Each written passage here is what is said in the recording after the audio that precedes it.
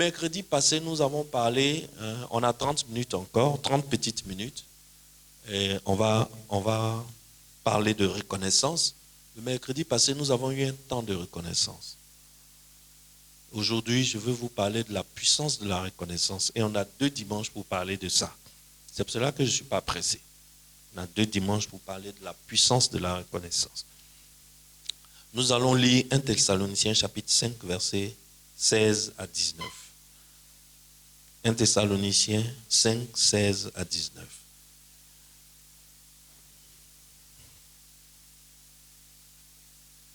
Ok, je lis pour toi. Soyez toujours heureux. Priez sans cesse. Rendez grâce en toutes choses, car c'est à votre égard la volonté de Dieu en Jésus-Christ. N'éteignez pas l'esprit. Amen. Seigneur, que ton nom soit béni et que ta parole soit élevée au-dessus de toutes choses. Que ta parole seule soit la vérité et que tout ce que l'homme dise soit mensonge. Au nom de Jésus. Amen. Dites-moi, comment 3 millions de personnes ont-elles pu sortir d'Égypte et seulement 2 personnes, 2, Josué et Caleb, ont pu rentrer dans la terre promise? C'est ce que je vais t'expliquer. 3 millions de personnes ont bénéficié d'un miracle extraordinaire et sont sortis d'Égypte. Mais seulement 2 sont rentrés dans la terre promise. C'est une affaire de reconnaissance. Dis après moi, la reconnaissance. La reconnaissance a le potentiel de te donner une très longue vie. Quand tu es reconnaissant, tu peux vivre longtemps. C'est de la même façon, quand tu n'as pas la reconnaissance, quand tu ne sais pas t'arrêter pour regarder ce que Dieu a déjà fait pour toi, pour lui dire merci pour ce que tu as fait pour moi, et que toi, toute ta pensée est sur ce qu'il n'a pas encore fait, et que tu es en train de lui demander par tes jeûnes, par tes prières, mais que tu ne vois pas. À partir du moment où tu es cristallisé sur ce que tu lui demandes qu'il n'a pas encore fait, tu deviens très rapidement quelqu'un de non reconnaissant. Mais tu ne sais pas. Et tous ceux qui étaient non reconnaissants, qui étaient ingrats, qui n'ont pas vu ce que Dieu a déjà fait pour eux, ils sont morts dans le désert. Il n'y a eu que 2 qui sont rentrés dans la terre promise. C'est une affaire de reconnaissance. Un jour, il y a un roi qui a demandé à Dieu, sa mort était venue, et il a demandé à Dieu, Seigneur, prolonge un peu ma vie. Le roi Ézéchias, n'est-ce pas? Et Dieu lui a donné combien d'années de plus? 15 années de plus. Ça veut dire que si tu es reconnaissant à Dieu pour le peu, ce que toi-même tu appelles peu, pour le peu qu'il a déjà fait, Dieu est capable de prolonger ta vie de plusieurs années. Aujourd'hui, beaucoup de chrétiens, malheureusement, ont arrêté d'être reconnaissants envers Dieu à cause de la gravité de leurs problèmes actuels. Je parlais la dernière fois avec un jeune homme. Le jeune homme me dit, pasteur, aide-moi. J'ai dit, ok. Il dit, pasteur, mon travail est gâté. Je n'ai plus de moyens. Donc, je n'arrive plus à payer mon loyer. On m'a chassé de la maison. J'ai envoyé ma femme en famille, chez elle, au village. Et moi, je dors sur le chantier d'un de mes vieux pères. Il y a un vieux père qui est en train de construire sa maison. La maison n'est pas finie. Il m'a dit d'aller dormir pour garder le chantier. Il y a une jeune dame qui me dit, pasteur, je ne suis pas loin de la prison. Je dis, ah bon, pourquoi? Elle dit, elle a pris 1,5 million avec son oncle, et puis elle a pris 500 000 avec un autre jeune dans le quartier pour faire son magasin. Dès qu'elle a ouvert le magasin, elle est tombée mystérieusement malade. Jusqu'à ce qu'elle guérisse, caution est finie, avance est finie, l'argent est fini. Maintenant, les 6 mois qu'elle a donnés à son oncle et au jeune homme pour commencer à payer le crédit sont arrivés. Donc, comme elle n'arrive pas à payer, les gens parlent de convocation pour l'envoyer à la gendarmerie. Donc, elle m'écrit, elle me dit, pasteur, il faut prier pour moi, pour que Dieu m'aide. Les gens sont dans des problèmes tellement, d'une telle acuité. Quand je dis les gens, je suis en train de parler des chrétiens convertis. Ils sont dans des problèmes d'une telle acuité que toute leur focalisation, toute leur pensée, tout leur cœur n'est que sur ce qu'ils demandent à Dieu de faire pour eux. À cause de la gravité du problème, ils ont oublié quoi? Ce que Dieu a déjà fait pour eux. Et comme ils ont oublié ce que Dieu a déjà fait pour eux, ils ne se montrent pas reconnaissants. Si Dieu te permet d'écouter la prière de la plupart des chrétiens aujourd'hui, tu seras choqué. C'est une prière où il n'y a même plus le mot « merci papa ». Merci pour la vie. Merci pour le fait qu'aujourd'hui même, je fais partie des vivants. Merci pour tous les écueils que tu m'as fait échapper. Où d'autres sont tombés, où moi, j'ai pu m'en sortir. On oublie ça. Tout ça là, on oublie. Pourquoi? Parce qu'aujourd'hui, on a stress de loyer, on a stress de manger, on a stress de l'école des enfants, on a stress de santé des enfants, on a stress de voiture, etc. Chacun à son niveau, à son stress. Et le stress te focalise sur ce que tu demandes à Dieu et ça te défocalise sur ce que Dieu a déjà fait pour toi. Vous voyez que c'est subtil, non? Vous voyez que ça peut arriver à tout le monde de ne pas être reconnaissant. Donc, même celui qui pense qu'il est reconnaissant, il faut qu'il fasse attention. Parce que tu peux dire dans la bouche que je suis reconnaissant. Est-ce que tes actes prouvent au ciel que tu es reconnaissant pour ce que Dieu a déjà fait pour toi?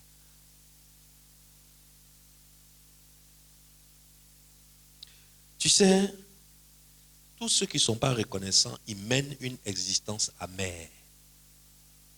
Leur vie est amère. Leur vie n'est pas intéressante. Leur vie n'est que stress et dépression.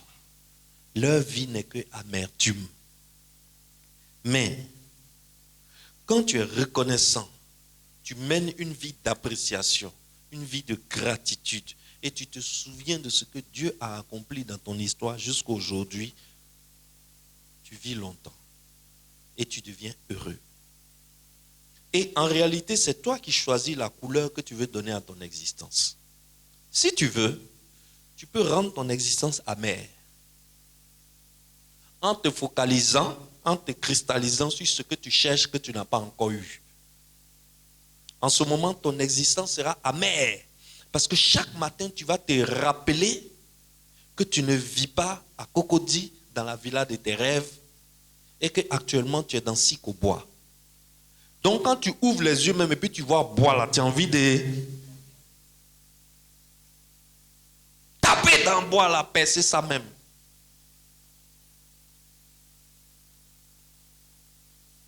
Alors que tu es dans le bois là, tu es dans Sikobois là, tu es en bonne santé.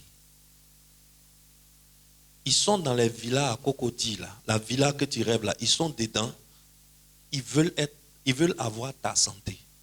S'ils pouvaient, ils allaient échanger leur villa contre ta santé. Dieu t'a donné la santé. Ça, tu ne regardes pas.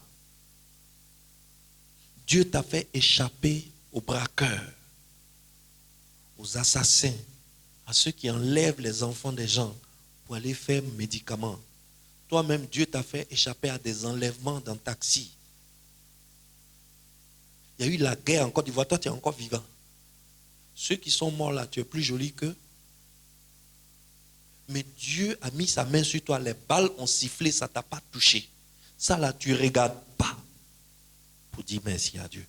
Mais c'est l'argent que tu veux avoir dans ta poche pour déménager, pour payer voiture, pour que toi aussi, on n'a qu'à mettre yeux sur toi. Comme tu n'as pas encore eu ça, lorsque tu pries, lorsque tu agis, lorsque tu parles, on sent de l'amertume dans ta parole. On sent que tu es amer. On sent que tu es triste. On sent que vrai, là, si suicide vient là, tu as te donner. Tu as te donner.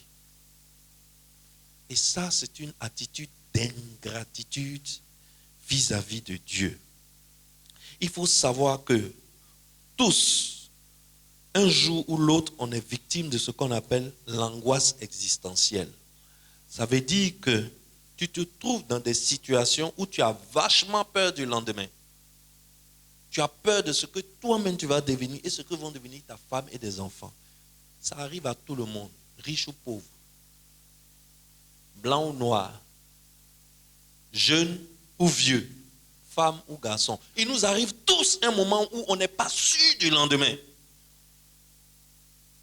Donc on rentre dans ce qu'on appelle l'angoisse existentielle. Il y a une peur dans ton ventre. La peur là ne quitte pas ton ventre. Tu es là mais tu as peur. Et souvent c'est un être cher que tu perds. Tu perds un être cher et l'absence de cet être cher là vide le monde entier. Parce que tu as perdu quelqu'un qui est cher, tout le monde entier devient vide autour de toi. Tu vois les 8 milliards et quelques d'habitants, c'est comme zéro à cause d'une seule personne que tu as perdue. Ça te plonge dans une angoisse existentielle. Souvent, c'est un amour qu'on perd. Tu aimes une femme. Tu es prêt à mourir pour elle. C'est le moment où elle a d'autres projets. Tu n'es même pas dans ces projets ni proches, ni moyens, ni lointains. C'est à cause d'elle que tu te bats à Abidjan. Mais les différents que tu ramènes là, ça ne la suffit pas. Sa tête est ailleurs. Et elle te quitte un matin, sans raison, sans prévenir. En Côte d'Ivoire, on a un nom pour ça. Le gourmet. Ça te plonge. Il y a des gourmets, non? Il y a des gourmets, quand ça te prend, non? Quand tu traverses la route, là, tu dis, je m'en fous. Voici n'a qu'à me cogner. Je m'en fous. Je vais mourir. Tu es au bord de la mer, vague arrive. Tu ne quittes pas. Tu dis, faut me prendre. Vague, faut me prendre. Il existe forcément, quelle que soit ta condition, il existe forcément quelque chose qui va te créer une angoisse existentielle un jour ou l'autre. Quel est l'antidote de l'angoisse existentielle? Comment on fait? Parce que comme ça arrive à tout le monde, il faut qu'on connaisse le médicament. Pour que le jour où ça vient, on puisse se soigner. Sinon, vous savez ce que font les hommes sur cette terre lorsqu'ils sont victimes de l'angoisse existentielle? Ils s'adonnent aux substances psychotropes. C'est-à-dire tout ce qui rend l'homme un peu gnéné, pour oublier un peu. Donc voilà comment tu te retrouves avec des gens qui s'adonnent à l'alcool. Voilà comment tu te retrouves. Je connaissais un blanc dans une société qui fabrique le sucre vers le centre de la Côte d'Ivoire. C'était l'un des plus gros responsables de l'usine. Il avait beaucoup d'argent. Il gagnait beaucoup d'argent. Mais le blanc là, Quand il arrive au travail le matin comme ça, il est en sueur. Il est là et puis sueur coule sur lui seulement. Tu ne comprends pas. Il est dans le bureau climatisé.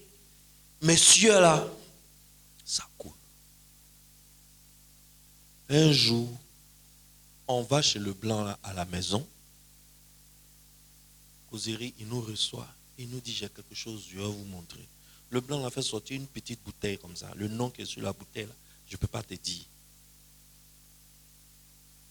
Quand on a tapé comme ça la petite bouteille, on est dans le climatiseur, non? Et puis on transpire. Il y a l'un d'entre nous qui avait son babo. Babo l'a mouillé jusqu'à... Il a commencé à essorer. Quand on est sorti de là, on s'est regardé. On dit, c'est ça là. Le jour où ce médicament l'a fini, quand le blanc la vient au travail, tu sais, parce qu'il marche, on dirait un zombie. Il marche, on dirait un zombie. Il commande ça en Allemagne. Quand ça quitte en Allemagne, quand ça vient, quand il arrive au bureau comme ça, tu sais que le gars est venu au travail. Des substances psychotropes. Tu vas voir le gars là, malgré tous les milliards qu'il reçoit, il est victime d'une angoisse existentielle. Il y a quelque chose qui lui crée de la peur. Il y a quelque chose qui lui crée de la panique. Nous, pour nous, les Africains, souvent, ce n'est pas compliqué. C'est moins, c'est l'argent. Pour nous, là, c'est juste problème d'argent. C'est pour cela que j'ai un ami qui dit, maladie d'argent, ce n'est pas bonne maladie. Attends, on te donne l'argent, tout de suite, tu es guéri. Mais eux, là, ils ont l'argent. Et puis, ils ont des problèmes incroyables. Sans tête ni queue. Mais nous aussi, on commence à arriver dans ça. Parce que ce n'est pas du tout agréable quand un propriétaire de maison vient taper à ta porte et puis tu sais que tu n'as pas son argent en tant que tu dois 8 mois. C'est pas agréable, hein? Donc, quand il appelle, il dit, j'arrive là. La première chose, c'est que tu fais un tour aux toilettes. Ce qui doit sortir là, c'est chaud et ça coule. Tu dois vider ça vite. L'angoisse existentielle. Comment on soigne ça?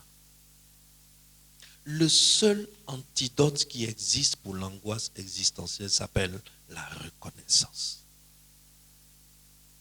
La reconnaissance à Dieu. L'alcool ne peut pas soigner l'angoisse existentielle. La cigarette ne peut pas soigner l'angoisse existentielle. La drogue ne peut pas soigner l'angoisse existentielle. Regardez nos enfants aujourd'hui qui sont dans les écoles. Voici Papa Adia, qui est inspecteur d'éducation. Demandez-lui de vous dire combien d'enfants ils surprennent chaque jour derrière les murs de l'école ou dans les toilettes en train de fumer du poupounampu, du ganja, du chanvre indien. Ils cherchent quoi dans ça? Pour eux, c'est la solution à l'angoisse qu'ils ont. La plupart d'entre eux, papa et maman sont séparés. Il vit chez papa, il a envie de voir maman. Or, maman est avec un autre tonton. L'autre tonton ne veut pas le voir. Quand il s'en va là-bas, il veut voir sa maman, ça devient la guerre mondiale. Ou bien vice-versa. La plupart d'entre eux, d'autres n'ont même pas à manger. Ils sont venus à l'école, on a payé l'école là par hasard. Il n'a pas à manger. Les filles sont obligées de vendre ce qu'elles ont le plus cher pour avoir un plat de garba, parfois. Et ils sont conscients que ce n'est pas une bonne vie.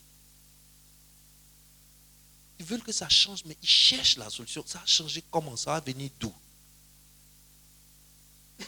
Ils ne savent pas que la solution se trouve dans leur tête. Ils croient que la solution se trouve dans quelque chose qui est à l'extérieur, qu'ils vont consommer, qui va calmer la solution. L'antidote de l'angoisse existentielle, c'est la reconnaissance. Dis après moi la reconnaissance à Dieu. Se montrer reconnaissant pour ce que Dieu a déjà fait pour toi. C'est pour cela qu'on parle d'action de grâce. Qu'est-ce que c'est qu'une action de grâce? Une action de grâce, c'est venir devant Dieu pour lui dire merci pour ce que tu as déjà fait pour moi. Je reconnais ta main puissante dans ma vie. Seigneur, malgré que rien ne va actuellement, toi-même tu sais que dans mon temps ça ne va pas. Mais quand je regarde d'où tu m'as pris, et là où je suis aujourd'hui, je sens ta main, je sens ton œuvre, je sens ton intervention, je sens ta puissance et je sens ta gloire dans mon histoire. Et l'action de grâce là, ce n'est pas nous qui avons inventé, c'est Dieu qui a demandé ça aux fils d'Israël. L'action de grâce, là où ça a été mentionné la première fois dans la Bible, l'action de grâce est accompagnée d'une offrande. Donc, quand tu viens au culte, quand on fait dîme et offrande, la dîme, c'est pourquoi? La dîme, c'est ce que Dieu te demande de donner à l'église pour nourrir l'homme qui te donne la parole.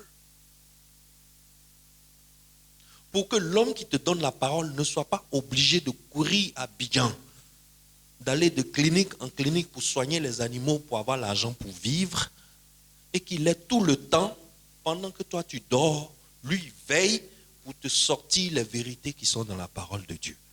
Ça, c'est la dîme. Donc, quand tu n'envoies pas ta dîme à l'église, tu es un voleur. Parce que ce n'est pas ton argent. C'est l'argent de Dieu qu'il a mis chez toi pour que tu donnes à son serviteur. C'est pour cela, quand tu ne donnes pas la dîme, parce que tu écoutes les prédicateurs de Facebook, ta vie aussi est mélangée. Tu tournes en rond comme un chien qui veut se mordre la queue. Et pendant ce temps, tes cheveux blanchissent. L'heure passe. C'est toi qui vieillis. Dieu ne vieillit pas. Lui, il te regarde. La prémisse, tu fais une affaire. La première partie, chez les fils d'Israël, la première partie de la récolte, l'homme ne mange pas. C'est pour qui? C'est pour Dieu. Et on voit ça aujourd'hui chez nos parents féticheurs. Vrai ou faux? Quand on dit fête d'igname là, tu crois que c'est quoi? Fête d'igname, ça veut dire on a récolté igname. Les meilleurs ignames, la première récolte là, c'est pas pour l'homme, c'est pour l'esprit qui nous a aidés à faire le champ. Donc fête d'igname là, c'est une fête pour Dieu. Mais c'est le chrétien seul, quand il gagne travail, son premier salaire là, ça ne suffit même pas. Il vient voir le pasteur encore pour lui prêter un peu pour terminer le mois. Et on est pauvre et on ne comprend pas pourquoi on est pauvre. Vous savez pourquoi on est pauvre? Parce que là où il y a le lait, le miel, il y a toujours des géants. Là où il y a bonne chose, là où il y a l'argent à prendre, il y a toujours des géants. Là où tu veux récolter le miel, il y a abeilles qui piquent l'homme. Et l'homme n'a pas la force de combattre les géants. Dieu ne t'a pas donné la force de combattre les géants. Il dit, viens me voir, je vais combattre les géants pour toi. Si tu fais des affaires et la main de Dieu n'intervient pas surnaturellement dans tes affaires, tu vas combattre les géants là comment pour pouvoir tirer le lait et le miel. Voilà pourquoi on gratte la terre, on gratte la terre, on gratte la terre, on gratte la terre jusqu'à la fin du mois, c'est des miettes on gagne. Parce qu'il n'y a pas Dieu dedans.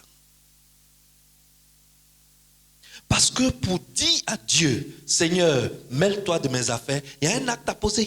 Ce n'est pas bouche blablabla, comme nous les évangéliques, on parle beaucoup à l'église. Je passe devant des églises là en semaine, pendant que tes amis sont en train de casser cailloux au plateau, ils sont assis à l'église. On dirait Dieu est sourd. J'ai dit, tiens, va te chercher. Hein? On ne fait pas et puis l'argent tombe. Hein? Va te chercher. Donc la dîme, la prémisse, c'est ça. On dit offrande. L'offrande là, tu es venu à l'église, tu es dans Fréon, non? C'est agréable. Tu ne transpires pas. Tu ne sens pas. Mais quand on transpire, il y a odeur. Donc, quand odeur de plusieurs garçons, femmes, adultes se mélangent, c'est pas intéressant. Donc, on a mis climatiseur pour que tu ne transpires pas, pour éviter odeur. Tu es assis sur des chaises présidentielles. Ça masse le derrière. La salle est blanche. On renouvelle la peinture tout le temps.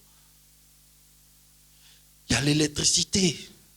Il y a les appareils. Donc, quand tu fais offrande là, ces offrandes là, c'est ça, on met ensemble un peu, pour gérer toutes ces petites factures là. Maintenant, qu'est-ce que c'est que l'action de grâce? L'action de grâce n'a rien à voir avec la dîme, la prémisse et les offrandes que tu fais. Ça n'a rien à voir. L'action de grâce, en réalité, ce n'est pas l'argent de Dieu qui est chez toi. C'est la dîme et la prémisse qui sont l'argent de Dieu qui est chez toi. L'action de grâce, là, c'est toi-même ton argent. Tu regardes d'où Dieu t'a pris. Et tu vois ce qu'il est en train de faire avec toi. Et tu regardes où il est en train de t'amener. Parce que chacun ici, Dieu nous a mis dans le cœur ce qu'il veut faire à nous. Moi, Dieu m'a dit qu'il veut m'utiliser pour transformer Bingerville en une ville chrétienne. C'est ce que Dieu m'a dit. Donc je ne suis pas pressé. Je sais qu'il va le faire. À chacun d'entre vous, Dieu a dit quelque chose. Donc quand tu regardes où il t'a pris, quand tu regardes le parcours qu'il est en train de faire avec toi, et quand tu regardes là où il veut t'emmener, tu dis, Seigneur, je veux te rendre grâce. Je veux te dire merci.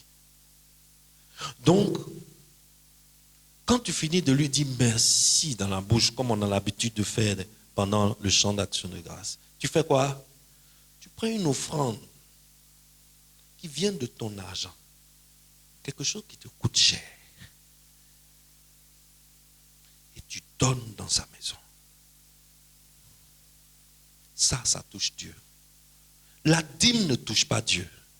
La dîme, ce n'est pas ton argent. Si tu ne donnes pas la dîme, c'est toi-même un Dieu. Est-ce que tu m'as une fois vu appeler quelqu'un ici dans mon bureau pour dire « Donne-moi ta dîme » ? Non. Si tu veux, tu donnes. Si tu veux, tu ne donnes pas. De toutes les façons, ce n'est pas ton argent. C'est l'argent de Dieu.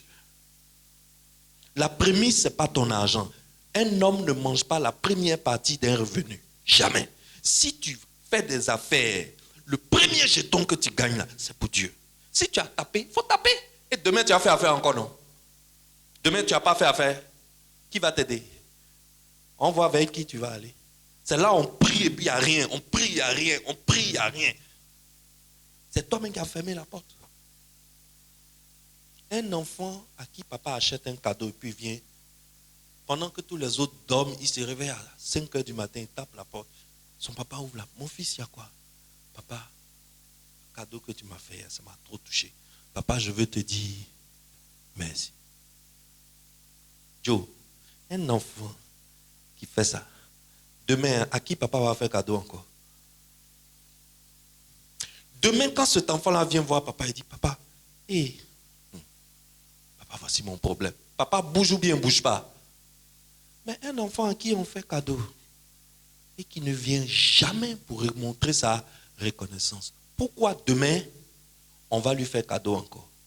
Voilà pourquoi 3 millions de personnes sont sorties d'Égypte, 2 seulement sont rentrées en terre promise.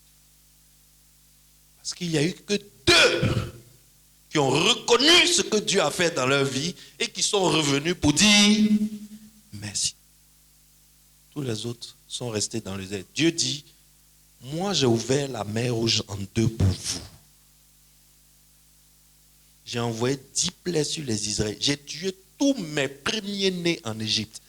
Parce qu'il faut savoir que tous les premiers-nés qui sont morts en Égypte, là, ce n'est pas pour les Égyptiens. Hein? C'est pour qui? C'est Dieu. Les premiers-nés n'appartiennent jamais à un homme. Les premiers-nés appartiennent à Dieu. Ton enfant premier-né, tu te concentres sur lui, là. Ce n'est pas pour toi, c'est pour qui? Pour Dieu. Les premiers-nés appartiennent à Dieu. Et quand Dieu est venu en Égypte, il a pris ce qui lui appartient. Moi, j'ai fait ça pour vous. J'ai tué mes enfants en Égypte. Tout ce qui était premier-né, je les ai tués pour que vous sortez. Vous sortez, vous êtes dans le désert et c'est vous qui ne vous montrez pas reconnaissant. Le dimanche prochain, je vais vous enseigner sur les dégâts de l'ingratitude dans la vie d'un homme. Aujourd'hui, on va s'arrêter ici, il est l'heure. Le dimanche prochain, nous allons parler des dégâts de l'ingratitude. Alors, fils de Dieu, l'antidote à l'angoisse existentielle, c'est la reconnaissance. C'est pour cela que dans cette église, j'ai créé un temps d'action de grâce tous les dimanches. C'est-à-dire que je ne veux pas qu'aucun fidèle de cette église soit ingrat. Je ne veux pas. Donc, j'ai créé une lucarne pour te permettre d'être reconnaissant. Donc, tu ne prends pas l'argent que tu devais prendre pour faire la dîme là. Ta dîme là. Tu ne mets pas ça à côté et tu attends action de grâce, tu mets ça dans l'enveloppe, tu viens déposer. Ça, ce n'est pas action de grâce. La dîme, ce n'est pas pour toi, c'est pour Dieu. Le premier salaire, ce n'est pas pour toi, c'est pour Dieu. Ton premier revenu, ce n'est pas pour toi, c'est pour Dieu. Mais le reste qui t'appartient, c'est dans ça qu'on enlève un montant pour faire quoi? Action de grâce. C'est comme ça que ta vie, désormais, tout ce qui se passe est dirigé par le ciel de façon surnaturelle. Tu vas quelque part, les gens rentrent, ne sortent pas. Toi, tu rentres, tu sors sans sueur. Dis-moi Amen. On va s'arrêter ici, il est l'heure. Et j'aimerais que tu acclames pour le Dieu qui a donné sa vie pour nous.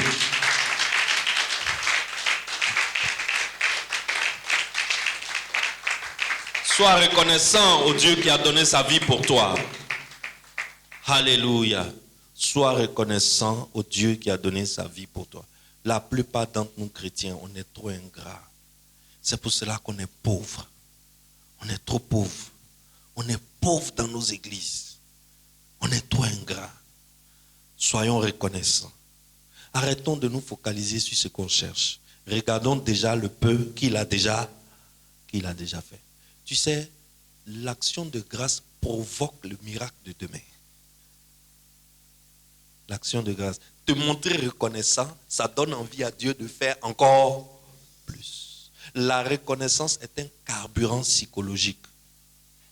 Je vais t'expliquer ça après. Amen.